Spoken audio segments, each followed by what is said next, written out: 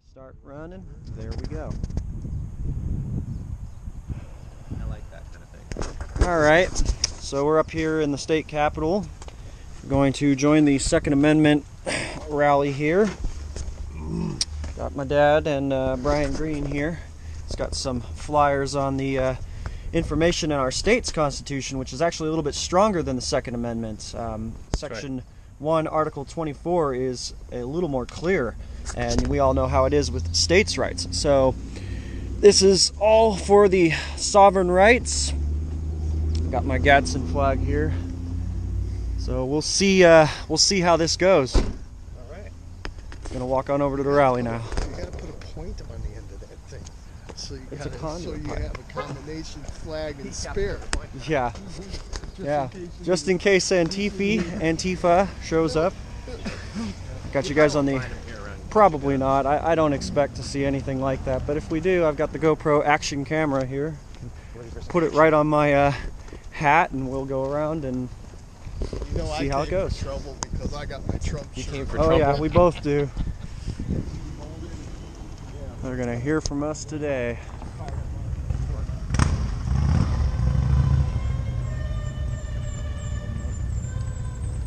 Can't see the flag though.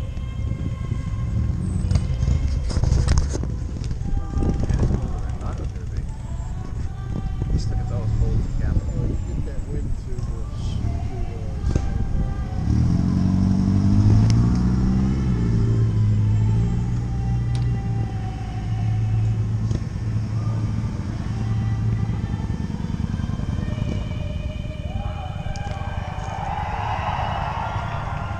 That's a good sound. That's pretty good. That's a good sound.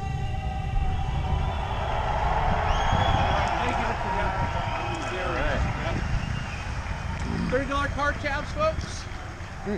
Yeah, it'd be nice if we got back to that. All right, thanks.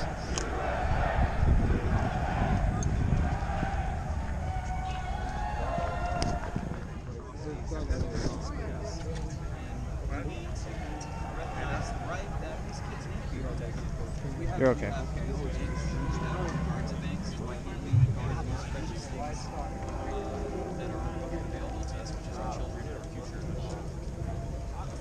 Remember that one? So it almost looks like a lab version of a on-wall. Yeah, I don't feel uncomfortable. A lot of young faces here. More than I was expecting. Yeah, I can hear them better. Yeah, that's probably Older and younger, of course.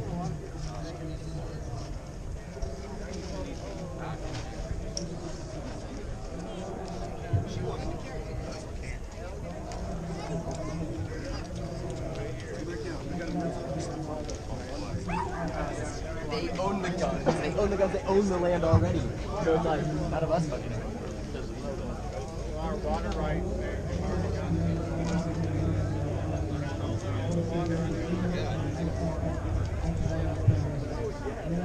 I think if we want to hear them, we're going to have to go up that way. I think if you want to hear it, you got to kind of use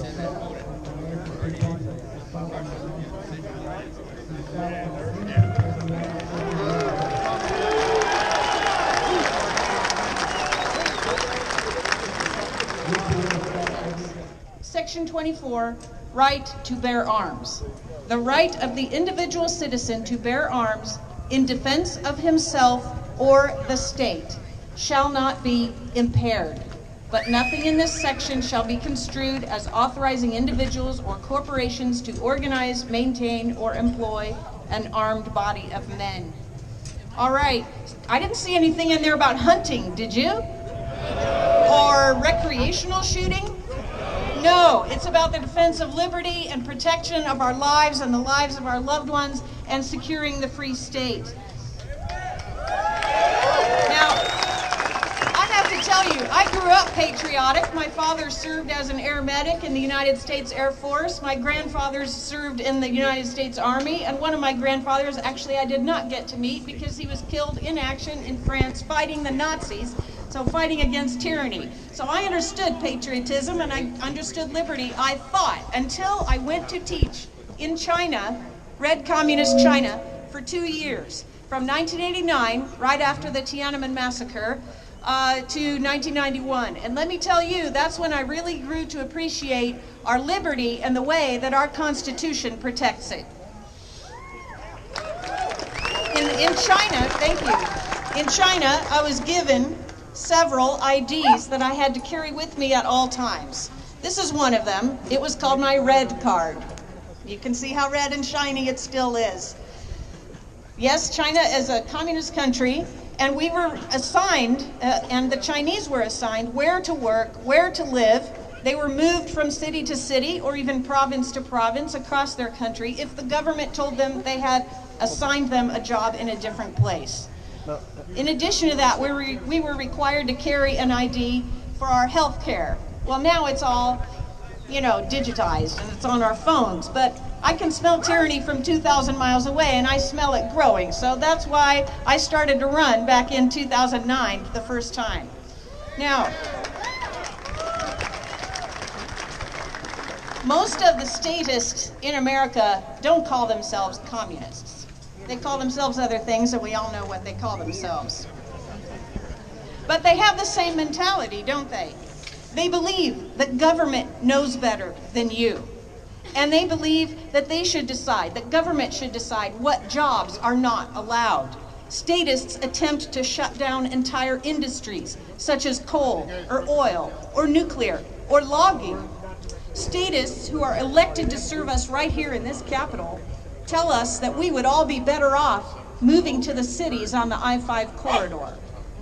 And then they enact policies and taxes to drive us to it. So that's why they pour so much of our gas tax and transportation fees into mass transit instead of on roads and maintaining our bridges. Even some of the rural Democrats are now exposing this. Did you know that? They're breaking rank. There's division. Senator Tim Sheldon, Democrat from the 35th District, published an op-ed last year, and he said, "Our state's environmental groups have worked with like-minded legislators, right here, to force ever greater numbers into densely populated cities." Sounds like China, doesn't it? Apparently with the thought that the rest of the state ought to be set aside as a nature preserve.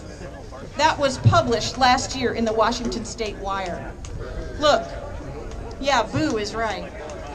My point is that many of us have reached the point where we don't care what their next liberty-restricting gun proposal is. We are a flat-out no.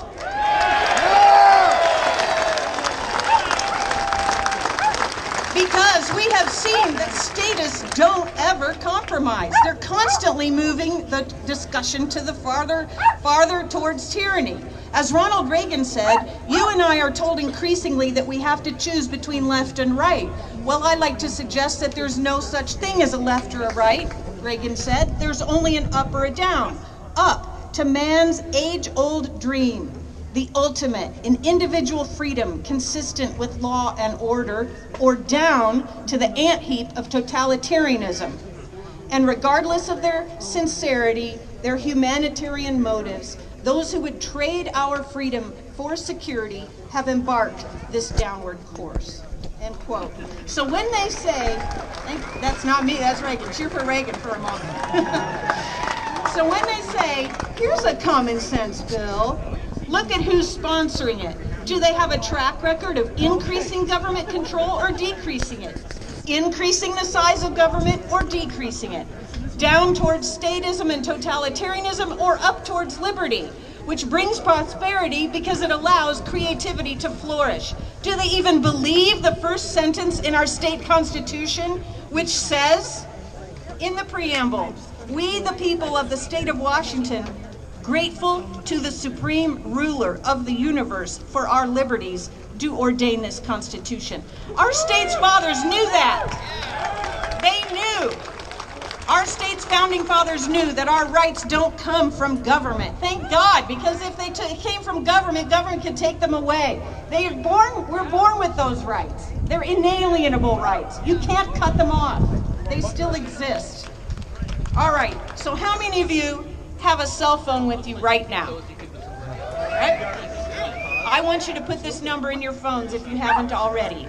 This number works all throughout the year, whether the legislators are in session or not, whether they're in their offices down here or in their offices back at home, or going out speaking and doing little ground digging ceremonies. You know what I'm talking about. Okay? So this phone number is 1-800-562-6000. That is the legislative hotline number. It doesn't even matter if you don't know your district or who your legislators are. Put this number in your phone. The legislative hotline number is 1-800-562-6000. Now I want you to share that with your friends when you get back home. You guys are the ones who made it here today, but I know you have big circles of friends. Every time you think about how angry you are at what's happening, I want you to call that number. You don't have to have a bill number to talk about. Just call them and say, I'm fed up. I'm fed up. No more of these stupid gun grabbing bills. Don't make it more difficult for me to protect myself and my loved ones. Make it harder for the criminals. Don't make it harder for us. That's ridiculous.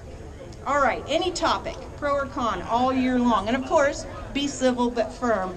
And just tell them, don't restrict our rights anymore.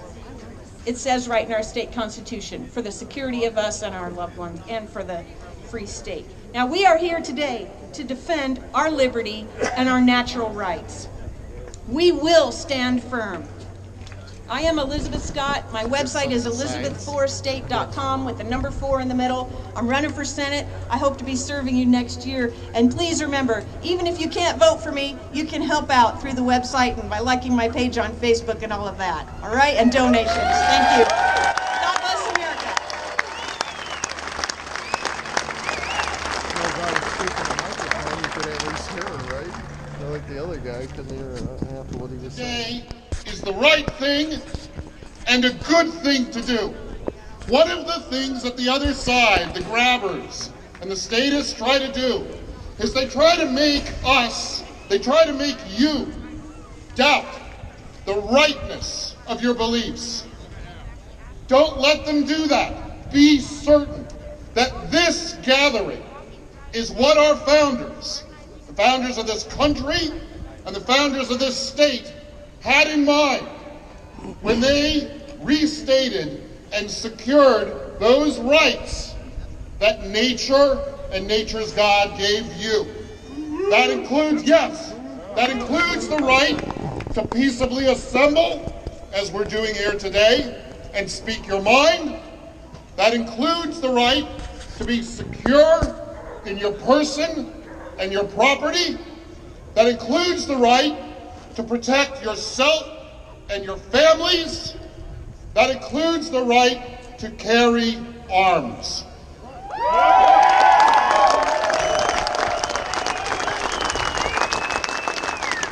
Because as you well know, the Second Amendment to the U.S. Constitution is the one that secures all the other rights in the Constitution.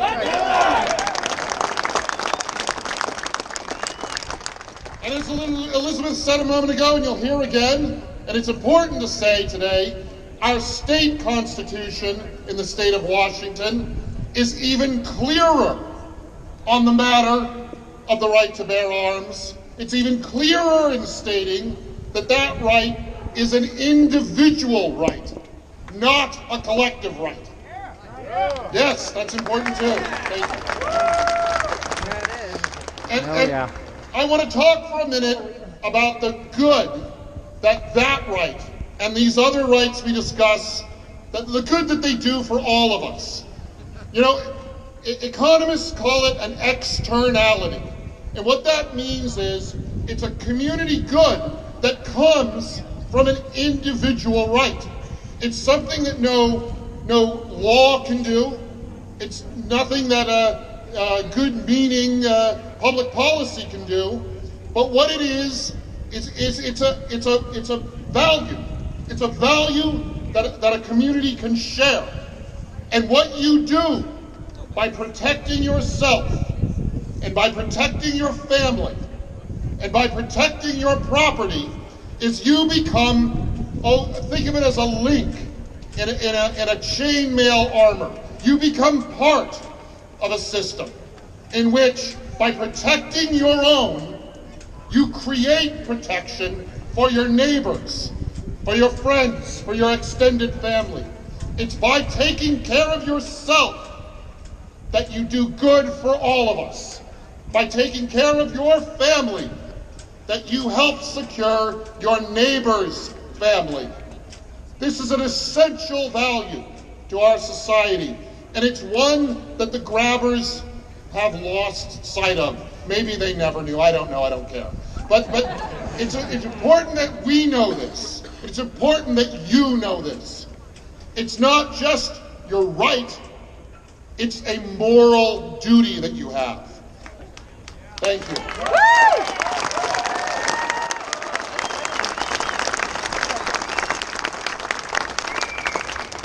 You know, in the midst of the legislative give and take and battling, I try to read on classical texts that help me clarify my beliefs and clarify the values that make us strong. And one of them I've read recently is the Roman emperor and philosopher Marcus Aurelius. And if you've read of him at all, I recommend the best translation is by a Professor Hayes out of the University of Virginia. Aurelius talks about how we have to protect ourselves. We have to nurture ourselves to nurture our brothers and our sisters and our neighbors. And one of the things that in one of his meditations Marcus Aurelius said is that there's nothing more pathetic, that was his word, than those do-gooders who run around in circles trying to get into other people's business and legislate their morality and legislate how they live their lives, when really what they need to do is tend to themselves.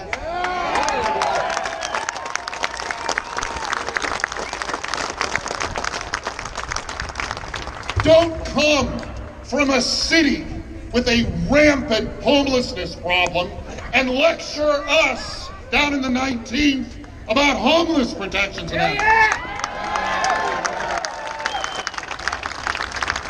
Don't come from organizations that are fiscally and morally bankrupt and lecture us about tax policy.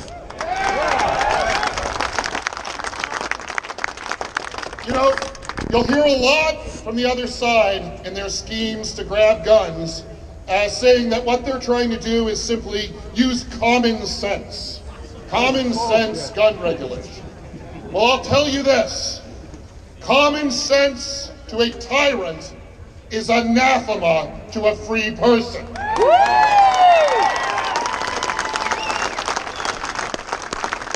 And that works both ways. Common sense to a free people is anathema to tyrants.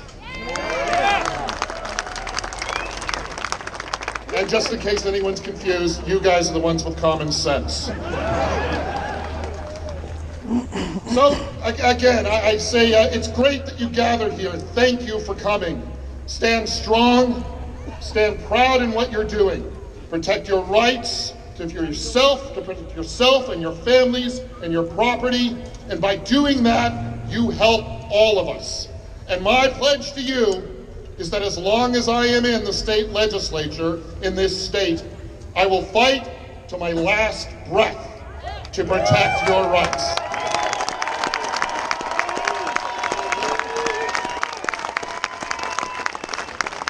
Stay strong, stay clear, and stay frosty. Thank you. Okay, we need more people like him. I'm in the 29th district, so I'm not used to that. Next up, we have Marty McClendon. He has the radio show Eyes on Washington. I was on his show, I think a couple weeks ago. And he ran for lieutenant governor in the Republican Party in the last election, and he's going to take the mic now. Thank you, Tessa! Hey, Marty! Let's give Tessa and Alan a big round of applause. Thank you.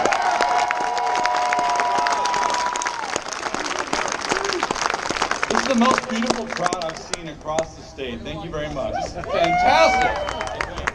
So, once again, good afternoon. I am Marty McClendon. I am the former candidate for lieutenant governor, chair of the Pierce County Republican Party, co-host of the Eyes on Washington radio program heard nightly on AM 1590, and we're over there. Just come by. The father of 3 wonderful children, a responsible gun owner, and a staunch advocate for the Second Amendment rights. Amen?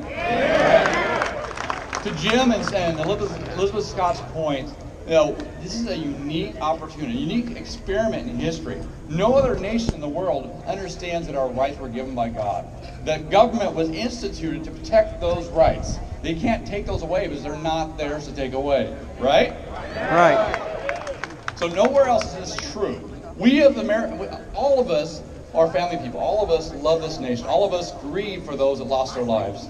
And we pray for those that are affected. However, we see these national protests all across this nation being done, demanding something be done. Why is the only solution they yell for is gun control, gun confiscation, gun registration, Government right? Bunch But we of know that brainwashed mental idiots. illness, bad policy, terrorism, gun-free zones have all contributed to these shootings, right? And the media. Why is the idea of making our schools more secure by lying having armed media. professionals on site or allowing teachers to conceal carry rejected and make the left go so apoplectic?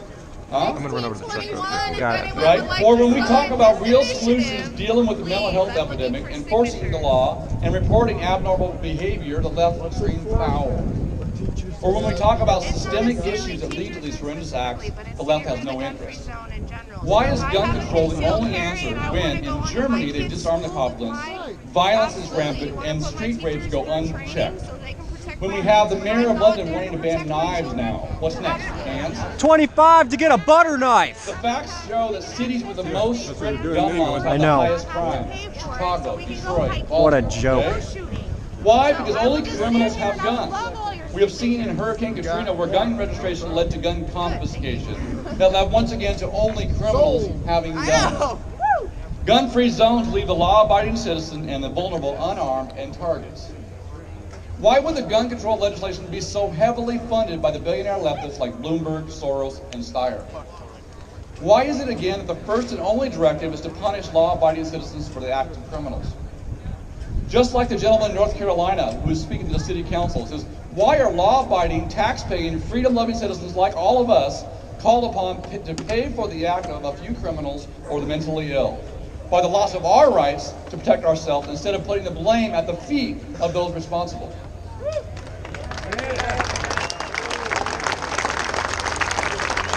The question must be, why would anyone want to make our Americans, all Americans, men, women, and children, less safe? Arsenio Hall back in the day said things that make you go, The American Revolution started because of 2 main things: taxation without representation and the threat of confiscating our guns. Sound familiar? Well, I say it's time we change the conversation. Instead of defending our constitutional right to keep and bear arms daily by playing defense, slowly but surely allowing our fundamental rights to be eroded one law at a time, one bad politician at a time, it's time to play offense. Punch up. So how do we do that? It's time to encourage the restoration of shooting teams in schools. That we expand and fight for firearm safety training for all. That we educate the American public that this could mean the difference between a 120-pound woman being beaten, raped, and killed, or the would-be attackers being stopped. Right? It's the difference of an 80-year-old man jumped by a group of thugs and neutralizing the situation. It's time that we vote and support those that support the Second Amendment and vote out of office every politician that wants to infringe upon your rights. Hell yeah! That means we got a problem in this country. We got a moral problem. My name is Joey Gibson. I'm the founder of Patriot Prayer. And yes, now I'm officially a candidate for the United States Senate.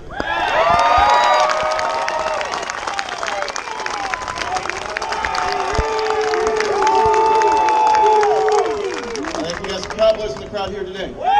Listen, one of the biggest complaints I get about Patriot Prayer on the left or the right, they say that we're just running around, we're antagonizing the big cities. I will tell you exactly why people have that perception. Because today, in this country, if you want to go out on the streets and you want to stand up for what is right and you refuse to bend a knee, you refuse. If you go and declare that God is real and declare that freedom is one of the most important things that you have in this country, you're going to get some real pushback.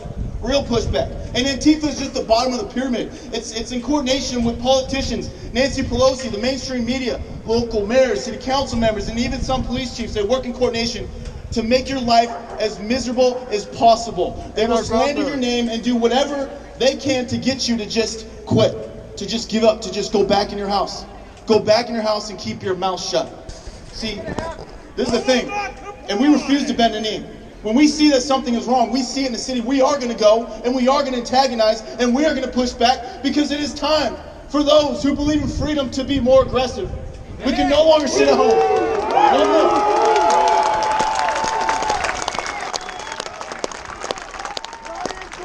Listen, here's why I believe Patriot Prayer got so much pushback, because we were preaching about God, we were preaching about freedom. And they don't want you to think about freedom, they don't want you to think about God, they want you to think about your skin color, your gender, your sexuality. They want you to think about anything and everything other than what is inside here. What is inside here? Because guys, we got to begin to look inside, look into your heart, and begin to think about who you really are. You got to let go of what the world thinks of you, because the world wants you to believe that you're stupid. The world wants you to believe that you're insignificant. The world wants you to believe that your voice is too small, so you might as well keep it shut. But when we begin to look inside, in this world that's so busy, the social media, the phones, the TV, when you begin to really look inside and think about who you are and how God built you, your identity, the talents that you have, you begin to grow, okay? I've seen it personally, I've seen it with other people. You begin to grow and you begin to build a power within you that gets bigger and stronger. And it gets so big to the point where it can no longer contain within you, and it will begin to influence the people around you. It will change the world around you. Because the people at the top, listen, the people at the top who are comfortable, the people at the top who want to take your rifles, they are comfortable and they are afraid of those who are spiritually empowered. They're afraid. They don't want that. They want you to be dumb and slow. They don't want you to be spiritually empowered. And there's several people in this crowd here today who are spiritually empowered. But it's those who are spiritually empowered, those are the ones who will start a revolution. Those are the ones who, they sure as hell, they will finish a revolution. These are the people, throughout the history of this world, we've had these spiritually empowered people. They have taken down some of those powerful empires in the history of this world, peacefully, non-violently, sometimes violently. Sometimes you got to do that, but for the most part, and this is what I'm making this call, I'm going to talk about this for the rest of the year, for the rest of my life. Screw the campaign, okay? I am going to consistently ask that we begin to look at this empire above us and we begin to take it down peacefully and non-violently, because I'm done. We have an empire above us that wants to brainwash you, that wants to consistently steal from you, steal from your family, take from your community, one law after another. They will do whatever they can to increase their powers. They will brainwash our youth to go out to march, to give up their own God-given rights. It is out of control, okay? I believe one way we take down this huge empire peacefully and non-violent, we have to have a revolution. It is a revolution of thought. It's a revolution of the heart, a revolution of culture. And one way that we can do that, here's one way. Guys, listen, we have to begin to support the truth tellers. We got to back them. We got to support them. Today they're called controversial figures, so it's not easy. But we got to surround ourselves, support them, and hold them up, because it is not easy to speak the truth today in this era of deception. Okay, listen, it's very hard. Trust me. Okay, and when we begin to support those who speak the truth, we will stop sending politicians. We will stop supporting politicians who go to DC, who go to Olympia, and who are too afraid to speak the truth because they don't want to lose votes. They're too afraid to stand up for what is right because they want to be politically correct. We have too many politicians that take polls to see what the people want to hear. We don't need politicians to tell the people what they want to hear. That's not what we need. We need leaders who will tell the people what they need to hear, and unafraid and unapologetic.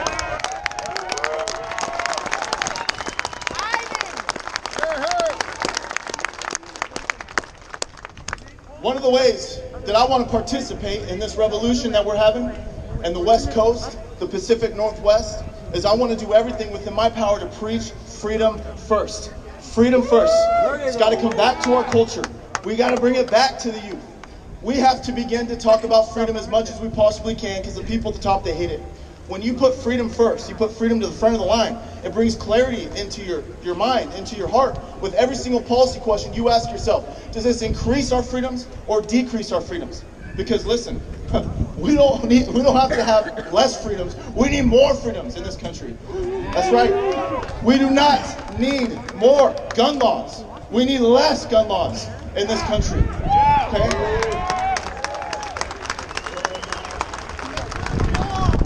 Now, one of the things about freedom, okay, I talked about this last week.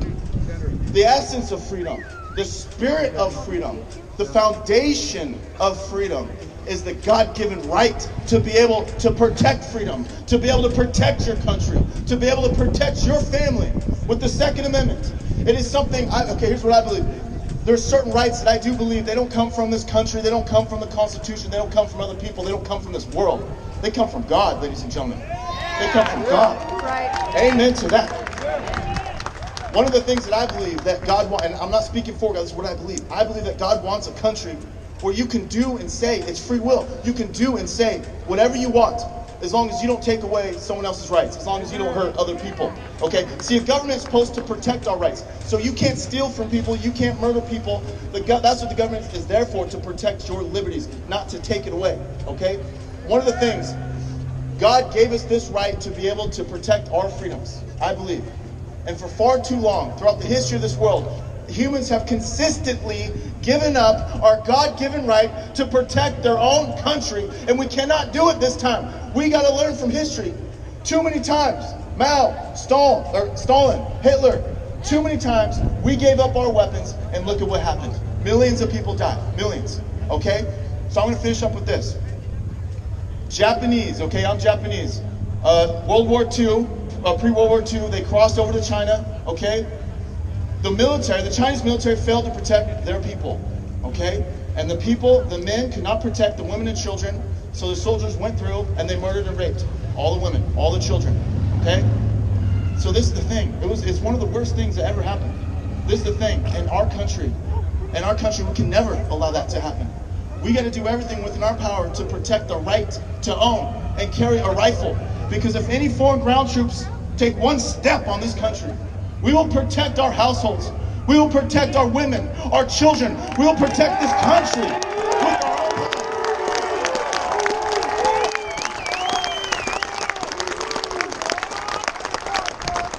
We will never, ever allow that to happen in this country. The question is, at what point are we going to stand up? Those who believe in freedom, at what point have you said enough is enough? Because every single year they push and push and push. Now it is time for us to take a stand, to refuse all this agenda that they're pushing on us, and really bring freedom back to the Pacific Northwest. Ladies and gentlemen, thank you very much. I appreciate it.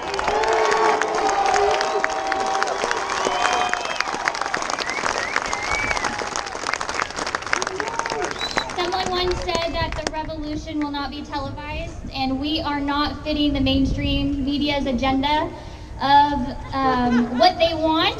So yesterday, King 5, when they asked me questions, they didn't ask me anything about my event. They didn't ask what time it was, who was speaking. It was all politically motivated, set up questions.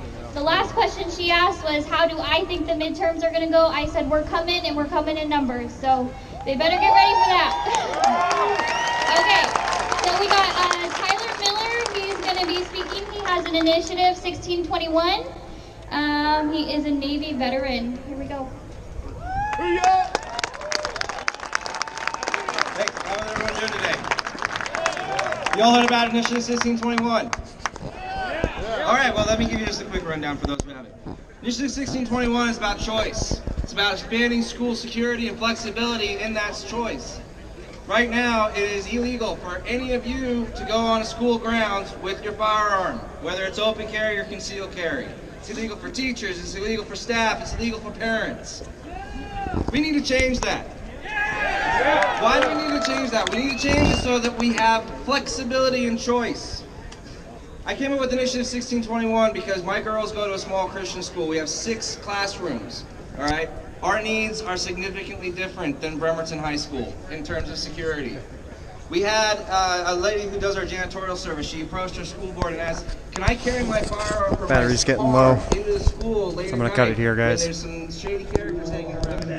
It almost knocks me out a couple times.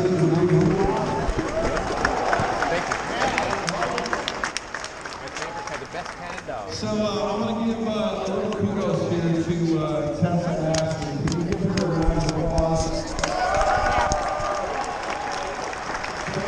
So as you can see, a lot of people out here. We're not alone in this fight. It's a great day for freedom. Went to one with you. Alright, so there you have it. A lot of patriots here. And we're on our way out of the Capitol now.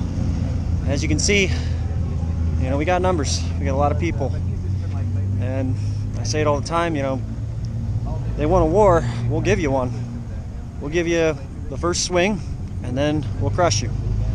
That's that. And a lot of people had their guns today. As you can see, nobody got shot. You know, no Antifa showed up because they don't got the balls to show up. So, peaceful day. Send a message. We had a state patrolman over by one of the Capitol buildings there, and kind of watching us, and they slowly thinned out as the event went on. But I think it's funny they even bothered to bring them out there, considering, I mean, unless they're actually supporting this thing, what are 10 guys going to do to a whole crowd of people like that, standing up for our rights? So anyway, thanks for watching, guys, and you know, there's not really an end to this, so you got to stay strong. Numbers, you know, freedom's not dead, and I think events like this, you know, it's about feeling patriotic and the ability to show it off at your capital. You know, you shouldn't feel scared. You shouldn't feel scared to show your patriotism. So anyway, we're on our way out now. Dude, that was great. I like that. I like that you got your video going, dude. That's really cool. I'm glad we went.